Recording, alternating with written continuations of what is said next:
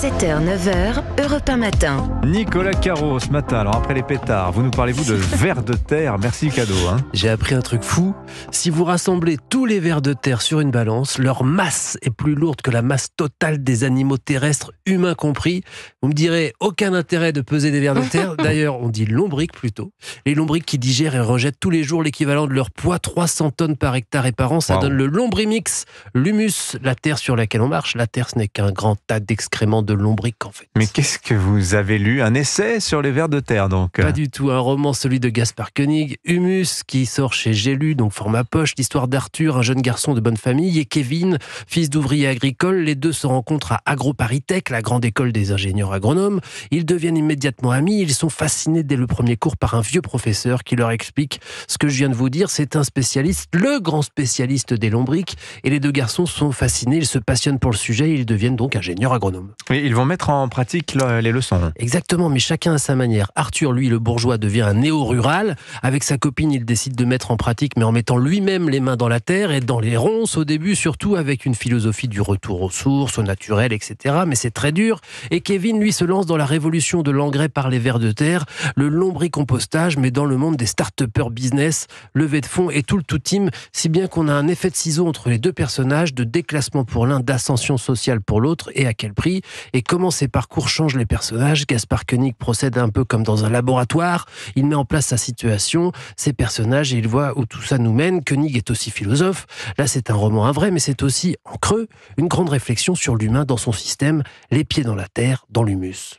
Voilà, il y a un grand entretien de Gaspard Koenig dans le Figaro qui est paru ces derniers jours parce qu'il vit aujourd'hui comme dans Humus, à la campagne. Il a fait son retour à la terre. Humus donc, garçon. Le roman de Gaspard Koenig donc chez J'ai lu en format poche. Merci Nicolas. La sortie de la semaine à présent, Marie Jiquel, de la musique avec le retour des Gypsy Kings.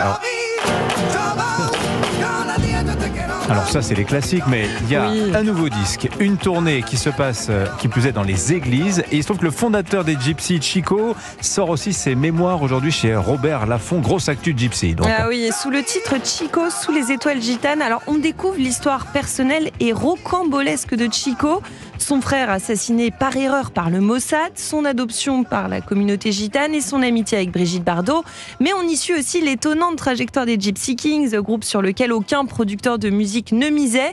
Poussés par Enrico Macias, ils furent les premiers Français à décrocher un disque d'or aux États-Unis et devinrent aussi les chouchous des stars du monde entier. Et ça, c'est Chico qui nous le raconte. Quand on a fait nos premiers concerts à Londres, on a eu des mots de Lady Di qui nous envoie un message s'excusant de ne pas être là. Eric Clapton qui vient nous remercier à la fin en disant vous êtes des guitaristes incroyables. On ne l'avait même pas reconnu, la vérité, on ne savait même pas qui c'était quand il est venu nous voir. Mick Jagger qui me dit mais je vous aime, j'adore votre musique. Vous imaginez, pour nous c'est une consécration incroyable. Après 30 ans de distance, Chico et les Gypsy se reforment et en fait ils se redisouissent symboliquement devant l'autel puisqu'ils se produisent dans des églises pour entonner avec grâce et à leur manière avec les guitares des chants sacrés, des chants de Noël. Il y a une émotion qui est presque palpable. Vous imaginez un peu ce beau moment de partage. C'est vrai que cette année, parce qu'il y avait ce côté un peu spirituel, on a repris des chansons Alléluia ou Ave Maria, enfin, mais vraiment on y a vraiment mis un cœur incroyable parce que c'est les églises, c'est Dieu, c'est la foi, c'est tout ce que j'aime. Voilà, alors cette tournée dans les églises coïncide aussi avec la mission de paix, la volonté de créer des ponts entre les différentes cultures chères à Chico, qui est artiste de l'UNESCO pour la paix depuis 30 ans.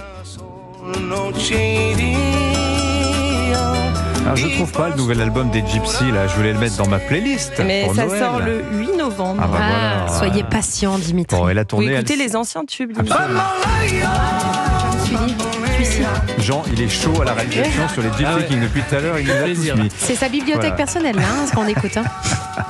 Et la tournée des Gypsy démarre le 1er novembre, il y a une vingtaine de dates, alors pressez-vous parce que ça fait pas beaucoup et ça va passer à peu près dans tout le pays. Merci beaucoup Marie Jiquel, merci Nicolas, merci Vincent.